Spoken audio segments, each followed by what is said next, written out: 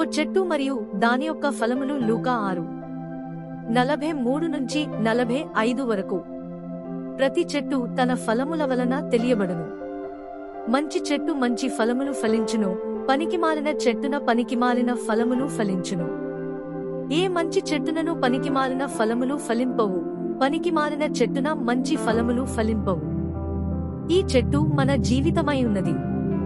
ఆ చెట్టు ఫలములు మన జీవితములో నుంచి బయటకు వచ్చు మంచి విషయములు, మంచి క్రియలు, మంచి మాటలు, మంచి ఆలోచనలు లేక చెడు విషయములు, చెడు మాటలు, చెడు ఆలోచనలు.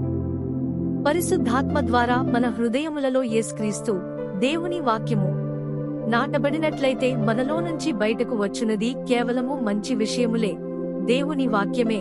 కాని ఒకవేళ చెడు విషయములు మన జీవితములలో నాటబడినట్లయితే మనలో నుంచి బయటకు వచ్చునది కేవలము చెడు విషయములే. ఒక మనిషి తన ఫలములను బట్టి తెలియబడుచున్నాడు.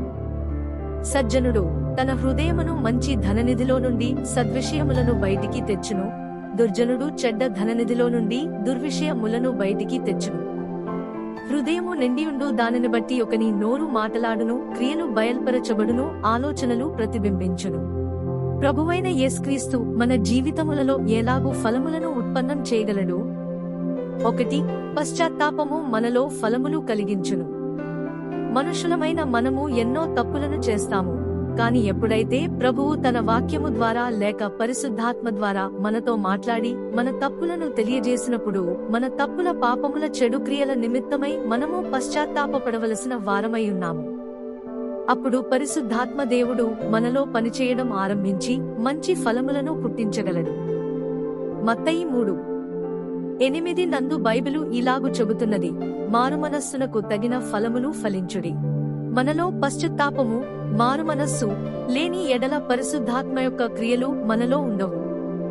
ఎక్కడైతే పశ్చాత్తాపము ఉండునో అక్కడ దేవుని యొక్క క్రియలు ఉండును. పరిశుద్ధాత్మ మన హృదయములలో బలముగా పనిచేయుటకు మారుమనస్సు, పశ్చాత్తాపము ద్వారములు తెరచును. తద్వారా పరిశుద్ధ దేవుడు తన కార్యములను సంపూర్తిగా జరిగించి తన మహిమార్థమై ఫలములు ఫలించునట్లుగా చేయును. కాబట్టి మనమందరము పరిసయ్యులలాగా, సద్దుకయ్యులలాగా మనలను మనము మోసపరుచుకొనకుండా జాగ్రత్త వహించుడి. అటువంటి వారందరూ మంచి క్రియలు జరిగించుచు మంచి మాటలు పలుకుచుంటారు.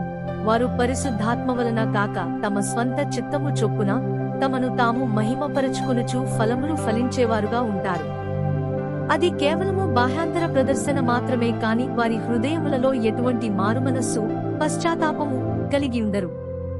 కావున వారెవరు కూడా బాప్తీసమిచ్చు యోహానును కాని ఈ లోకరక్షకుడైన యేసుక్రీస్తును కాని గుర్తించలేకపోయిరి. ఇటువంటి వారందరూ బాహ్యరూపముగా మాత్రమే దైవభక్తి కలవారుగా ఉందరు కాని అంతరంగమందు తమ హృదయములను దేవుని ఎదుట సరిగా ఉంచుకొనరు. యోహాను తన చేత బాప్తిస్మము పొందవచ్చిన జనసమూహములను చూచి, సర్పసంతానమా, రాబోవు ఉగ్రతను తప్పించుకొనుటకు మీకు బుద్ధి చెప్పినవాడెవడు? ఇప్పుడే గొడ్డలి చెట్ల వేరున ఉంచబడి యున్నది గనుక మంచి ఫలము ఫలించని ప్రతి చెట్టును నరకబడి అగ్నిలో వేయబడునని చెప్పెను. మత్తయి 3:10. యేసుక్రీస్తు పరిసయ్యులను, సద్దుకయ్యులను చూసినప్పుడు వారిని అయ్యో వేషధారులారా అని సంబోధించెను. మత్తయి 23:13. యోహాను మరియు యేసుక్రీస్తు సద్దుకయ్యులను, పరిసయ్యులను చూసినప్పుడు వారిని అయ్యో వేషధారులారా అని ఎందుకు సంబోధించననగా వారి వారి హృదయములు సరిగా ఉండినవి కావు. వారు సమస్తమును ఎరిగియుండియు ధర్మశాస్త్రమును బోధించుచు కూడా సత్యమును తెలుసుకొనినప్పటికీ కూడా వారిలో మారుమనస్సు లేదు. తమ హృదయములలో దేవునిని వ్యతిరేకించువారుగా ఉండిరి, పశ్చాత్తాపము లేని వారుగా ఉండిరి, మరియు దేవునిని చేత పంపించబడు మనుషులను కూడా వ్యతిరేకించువారుగా ఉండిరి. వారు తమను తాము సరిచేసుకొనక ఇతరులను సరిచేయుటేందు ఆసక్తులై యుండిరి. పశ్చాత్తాపము పొందడమనగా దేవుని వాక్యములోని సత్యము మనకు బోధించబడినప్పుడు దేవుని దృష్టియందు మనము పాపులమని తెలుసుకొనుటే. మనము ఈ మానవ శరీరమునందు నివసించుచున్నంత కాలము ఏదోక విధముగా ప్రభువునందు విఫలం చెందుతుంటాము. మనము దేవునికి ఎంత దగ్గరగా వస్తామో అంత ఎక్కువగా దేవుని మహిమ మన మీద ప్రకాశిస్తుంది. అప్పుడు మన యొక్క పాప హృదయములను గురించి మనము గ్రహించడం ప్రారంభిస్తాము. పశ్చాత్తాపమనగా పాపము నుండి తొలగిపోవుట, మరలుకొనుట మరియు యేసుక్రీస్తు కలువరి శిలువలో మన కొరకు చేసిన విమోచన కార్యమును పూర్ణ విశ్వాసముతో నమ్మి ఆయన వైపు తిరుగుట. పశ్చాత్తాపము మన యొక్క మనస్సును, హృదయమును మరియు చిత్తమును మార్పు చెందినట్లుగా చేయును. మన యొక్క పాపముల నిమిత్తము, చెడు క్రియల నిమిత్తము మనము నిజముగా పశ్చాత్తాపపడినట్లయితే దేవుడు మన పాపములన్నిటినీ క్షమించి ఆయన సన్నిధిని మనకు అనుగ్రహించి సత్యముతో మరియు నీతిమంతులుగా నడచుటకు సహాయము చేస్తాడు. మనము అలాగు చేసిన ఎడల దేవుని మహిమను మనము ప్రచురపరుస్తాము. అప్పుడు పరిశుద్ధాత్మ ఆయన నామ మహిమార్థమై మన జీవితములలో ఫలములను ఫలింపజేయును. 2. ద్రాక్షావల్లి యందు యేసుక్రీస్తు దేవుని వాక్యము నిలిచియుండుట వలన మనము ఫలింపగలము. ప్రభువు మనయందు నిరంతరముగా ఫలములు ఫలింపజేయాలంటే మనము ద్రాక్షావల్లి యందు, వాక్యము నందు, మనయందు ద్రాక్షావల్లి వాక్యము నిలిచియుండాలి. అప్పుడు దేవుడు పరిశుద్ధాత్మ ద్వారా మనయందు ఫలములు ఫలింపజేయును. యేసు చెప్పెను, ద్రాక్షావల్లిని నేను, తీగెలు మీరు. ఎవడు నాయందు నిలిచియుండునో, నేను ఎవనియందు నిలిచి యుందునో వాడు బహుగా ఫలించును. నాకు వేరుగా ఉండి మీరేమీ చేయలేరు. యోహాను 15:5. అనేకులు యేసుక్రీస్తు లేకుండా ఫలములు ఫలించాలని ప్రయత్నిస్తుంటారు, కానీ అది నిష్ఫలము. ఎందుకనగా బయటకు వచ్చు ఆ ఫలము క్రీస్తు ఫలము కాదు. అవును, మనము ద్రాక్షవల్లి యందు, ద్రాక్షావల్లి మనయందు నిలిచియుండిన ఎడల పరిశుద్ధాత్మ మనలను ఫలములు ఫలించు విధముగా నడిపించును. మరియు మనము ప్రభువు మనతో చెప్పిన విధముగా నడుచుకున్నట్లయితే యేసుక్రీస్తు మహిమార్థమై గొప్ప ఫలములను ఫలింపగలము.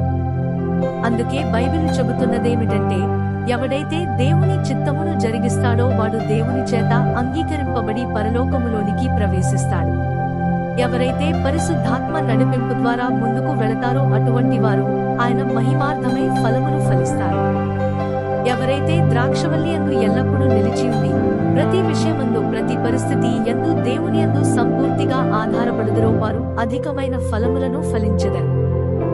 ఎప్పుడైతే మనము పరిశుద్ధాత్మకు మన జీవితములలో పనిచేయుటకు అనుమతిస్తామో అప్పుడు పరిశుద్ధాత్ముడు యేసుక్రీస్తు నామ మహిమార్థమై మనలో ఫలములను ఫలింపజేయును. అందుకనే యేసు చెప్పెను, నాయందు నిలిచియుండుడి, అప్పుడు నేనును మీయందు నిలిచియుందును. మనము ఆయన యందు నిలిచియున్నట్లయితే నిశ్చయముగా ఆయన మనయందు నిలిచియుండును మరియు అధిక ఫలములు ఆయన మన జీవితములలో ఫలింపజేయును. అయినప్పటికీ ఒకవేళ మనము ఫలములు ఫలించకపోతే దేవుడు మనలను ఎంతగానో ప్రేమించుచున్నాడు గనుక ఆయనే మనలను శుద్ధి చేసి, ప్రక్షాళన చేసి, మనలను పవిత్రపరిచి, మనలను సరిచేసి ఫలములు ఫలింపజేయునట్లుగా చేయును.